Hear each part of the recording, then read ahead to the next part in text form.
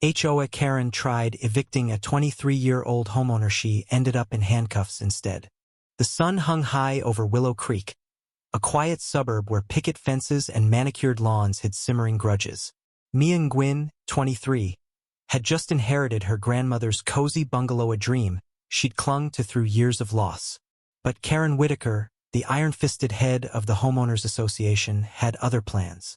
Karen, 52, was a woman who thrived on control, her clipboard a scepter, her rules a gospel. To her, Mia's youth and modest means were an affront to the neighborhood's standards. The clash that unfolded would unravel secrets, shatter pride, and leave the community reeling. It started with a letter. Mia found it taped to her door. A violation notice for unapproved paint colors and excessive weeds. She'd laughed her house was freshly painted, her garden thriving. But Karen's notices kept coming, each more absurd than the last. Unpermitted mailbox, unauthorized bird feeder. Mia, a graphic designer scraping by, couldn't afford the fines. She confronted Karen at the next HOA meeting, her voice steady but her hands trembling. "I own this house.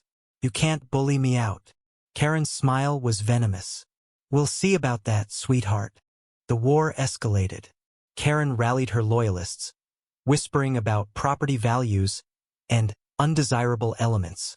She filed a lien against Mia's house, claiming unpaid dues Mia had already settled. When Mia proved it with receipts, Karen doubled down, hiring a shady lawyer to challenge Mia's deed. Rumors swirled that Karen had connections at City Hall, that she'd evicted others before. Mia, sleepless and broke, refused to back down. She posted Karen's tactics online, sparking a firestorm. Neighbors picked sides. Lawn signs appeared, "Support Mia versus HOA Strong." The tipping point came on a sweltering Saturday. Mia was repainting her fence defiantly in the approved shade when Karen stormed over with a tow truck and a sheriff's deputy.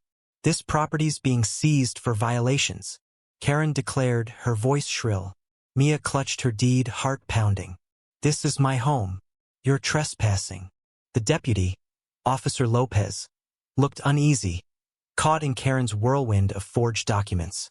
Neighbors gathered, phones out, live streaming the chaos. Then came the twist. A frail voice cut through the din. Mr. Grayson, an 80-year-old widower who'd kept silent for years, hobbled forward. "Karen's lying," he said, holding up a faded ledger.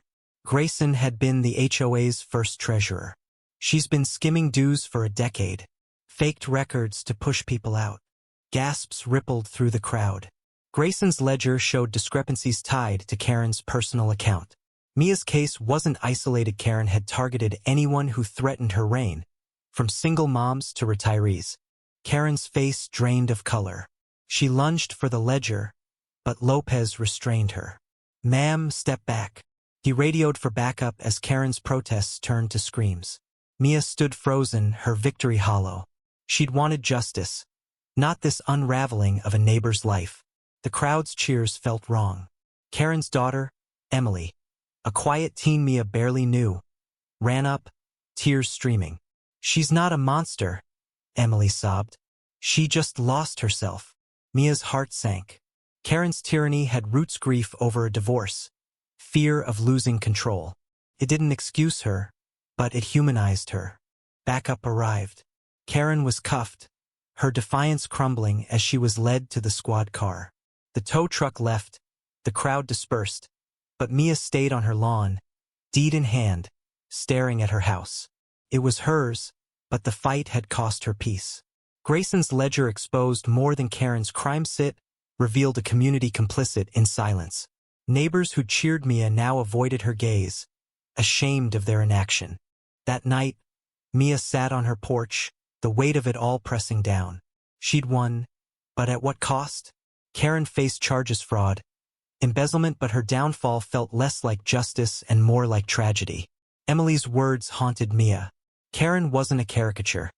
She was a broken woman who'd broken others. Mia posted online, not to gloat, but to reflect. "We fought for my home, but lost our neighbor. How do we heal?" Willow Creek would never be the same. Mia kept her house, but the scars of division lingered.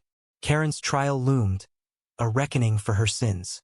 Yet Mia wondered if true justice lay not in handcuffs, but in understanding why Karen had fallen so far. The community faced a mirror, forced to confront its own failures. Mia's fight had saved her home, but it exposed a deeper truth. No one wins when neighbors become enemies.